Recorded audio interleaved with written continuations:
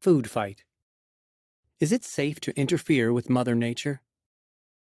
Some scientists use a technique called genetic modification to make superior food crops.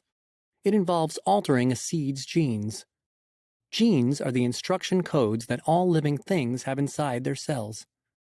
A seed's genetic code sets what characteristics it will inherit when it grows into a plant, such as how big it will grow and the nutrients it will contain. For thousands of years, farmers made crops better by crossbreeding plants. They would add pollen from the sweetest melon plants to the flowers of plants that produce the biggest melons. This process would make new plants with big, sweet melons. But this crossbreeding process does not always work, and its cycle can take years to get good results. But advances in gene science have created shortcuts. Using new tools, scientists can put a gene from one living thing into another. That living thing could be a plant, a bacterium, a virus, or even an animal. These foods are called genetically modified foods, or GM foods.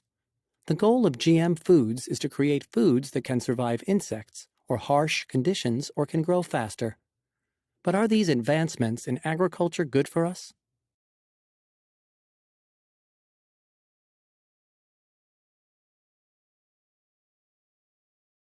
Point, counterpoint. Support for superfoods. Scientists believe the new techniques can create crops with a resistance to pests and disease. BT corn is a genetically modified corn. It has an insect-killing gene that comes from a bacterium. Farmers who grow BT corn can use fewer chemicals while they grow their crops. That is good for the environment. Some superfoods are extra nutritious. Golden rice has been genetically modified with 3 different genes. One gene is a form of bacterium. The other 2 are from daffodils. The new genes help the rice to make a nutrient that prevents some forms of blindness. Caption: disease-resistant GM potatoes were introduced in the 1990s. Sidebar: superfoods. These foods may seem common, but did you know that the genetically modified versions have special powers? Rice. Rice contains phytic acid. Too much of this acid can be bad for people. A new type of rice has been bred with a low level of phytic acid. Salmon. To create supersized salmon, scientists change the gene that controls growth. The genetically altered salmon grow twice as fast as their wild cousins. Tomatoes. Genetically engineered tomatoes can be picked when they are ripe and still not bruise when shipped. One food company tried to use an Arctic flounderfish gene to create a tomato that could survive frost. The fish tomato did not succeed.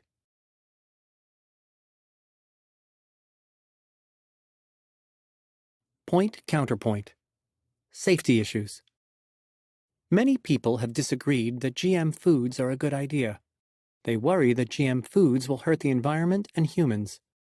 One concern is that plants with new genes will crossbreed with weeds to make pesticide-resistant weeds. Another concern is that GM foods may trigger allergies. Genetically modified crops are prevalent in the U.S., but some people will not buy them because of health concerns. GM foods can leave foreign material inside us, causing lifelong problems. As a result, many companies avoid GM foods. The long term. Genetically modified foods pollute the environment forever because it is impossible to fully clean up a contaminated gene pool. It is important to keep researching GM foods because these types of foods can create dangerous side effects. MAPKey. Percentage of people that are not getting enough food. Violet, over 35%. Orange, 20 to 34%. Tan, 10 to 19%. Yellow, 5 to 9%. Green, less than 5%. Pink, not enough data.